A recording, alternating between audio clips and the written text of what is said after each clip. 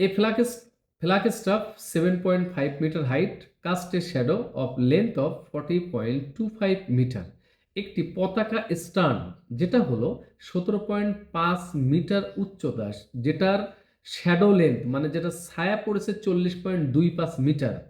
The height of the building এর height কত, which cast a shadow of length 28.75 metre.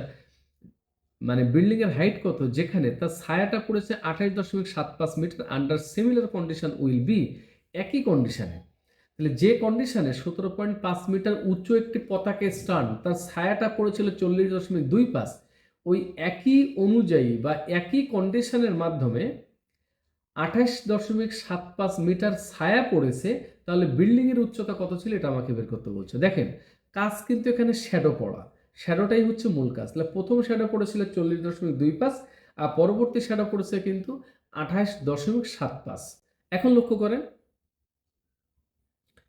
আবার আমরা এটিকিউ লিখব। এটিকিউতে 40.25 এত মিটার শ্যাডো পড়েছে, আর একটা পড়েছে দেখেন 28.75 একটা শ্যাডো পড়েছে। এই 40.25 মিটার শ্যাডো পড়েছে 17.5 মিটার স্ট্যান্ডের জন্য। তাহলে এটাকে যদি আপনি 17.5 দ্বারা যদি ভাগ করে দেন, 1 মিটারের জন্য কত হয় এটা পাওয়া গেল। এটা পড়েছে কত মিটারের জন্য, কত মিটার বিল্ডিং এর জন্য এটা আমরা জানি না, এটাকে এক্স মিটার বিল্ডিং এর জন্য যদি বলি, এক্স দ্বারা ভাগ করে দিলে 1 মিটারের কাজ পাওয়া গেল।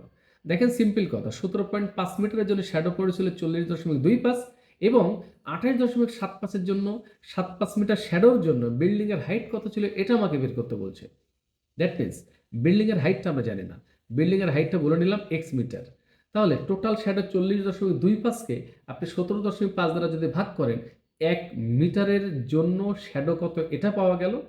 দ্যাটস ওয়াই 28.75কে যদি এক্স দ্বারা ভাগ করেন, এখানে 1 মিটারের জন্য কত হলে এটা পাওয়া গেল।